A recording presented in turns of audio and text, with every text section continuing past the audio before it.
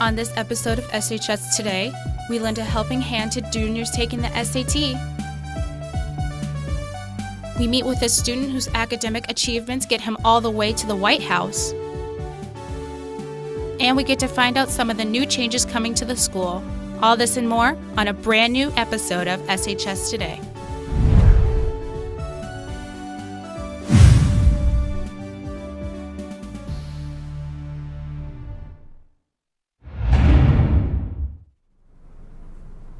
What's going on, Saline? I'm Carlson. And I'm Taylor Nunlee. Thanks for tuning in into a special academic episode of SHS Today. Let's jump right in.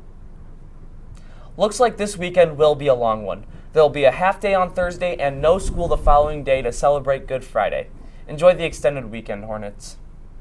The SAT is just around the corner, and we here at SHS Today have 5 tips that are bound to improve your score. Here's Kyle Wagner to give you some of our top tips. Hi Saline, I'm Kyle Wagner, and welcome to another installment of Top Tips. I'm here today to give the juniors 5 tips for the upcoming SAT on April 12th. So listen up.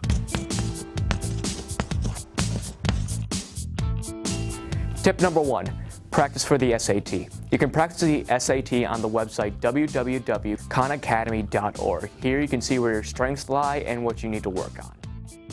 Tip number 2, you don't have to work on it in numerical order. A great strategy that we try to teach is that you can answer the questions in any order that you want to. So if you come across a question that you're not sure of the answer to or unfamiliar with, it's often a good idea to skip it, mark that you've skipped it so you come back to it, and then come back around to any that we're looking challenging at the beginning. Tip number 3, don't be afraid to guess or eliminate answers. Eliminating answers is one of the best strategies you can do for this test. It makes it easier to find the correct answer. And also, there is no penalty for guessing. You could bubble in the wrong answer and get no points off. Tip number 4, actively engage in the reading. Know what you're reading and what it is trying to convey. Feel free to take notes on this passage. Also, as you're reading, try to guess what the questions will be on. This will help you search for key terms. And also, remember not to reread. This will waste crucial time that you need for this test. And tip number 5, take care of yourself. Have a good night's sleep, have a good breakfast, and drink plenty of water before the test. So to recap, visit www.khanacademy.org to practice for the SAT. You don't have to work in numerical order. There's no penalty for guessing. Actively engage in the reading and take care of yourself. I'm Kyle Wagner. Back to you in the studio. Thanks, guys, and good luck to all the juniors taking the SAT. The school talent show is March 30th at 7 p.m. in the Performing Arts Center. Sign up today from 3 to 4:30 in the Drama Lab behind the auditorium. The winner could win up to $200 in cash. Over 119,000 students took the AP Calculus BC test in 2015.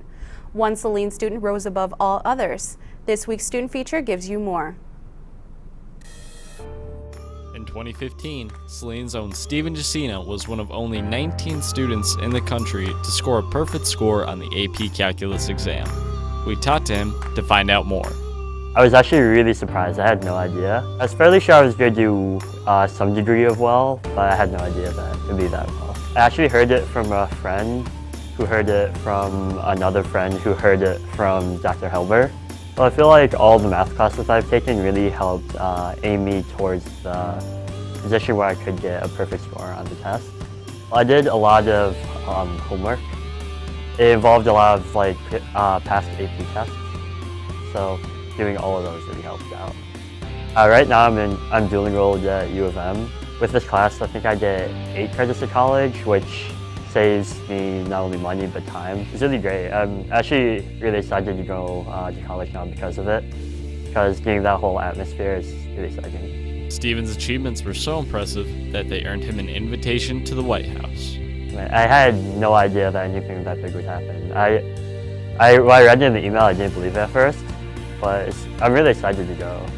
There is a science event and it's focusing on STEM, so science, technology, engineering, and math. Finally, we asked Stephen what lies ahead. All I know is that when I get a job, I wanted to focus on math, whether that be like a teaching position or otherwise. I'm Sam Slauson. Back to you in the studio. Stephen, and good luck in the future. Chinese exchange students are coming back in 2016 and 2017. Saline is looking for more host families, and if you want to learn more about hosting, meetings will be on April 21st and May 12th in room C-138. Saline area schools will have quite a few changes this summer. With a new bond of $67.5 million expected to be spent in the coming years, Saline High will be receiving some of this money. We go to Ryan Olson for more information. Good afternoon, Saline. I'm Ryan Olson. Last November, voters passed a $67.5 million bond to bring new changes to the Saline School District this summer. We talked to Mr. Graydon and Dr. Helber to tell us what changes will be coming here to the high school within the next few years. Over the next 10 years, there's a significant amount of changes happening here at the high school.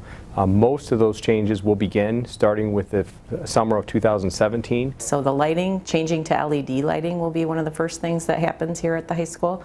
I think you'll start to see changes in the commons in terms of other, what we term soft seating or lounge style seating, places for students to kind of congregate and hang out and learn.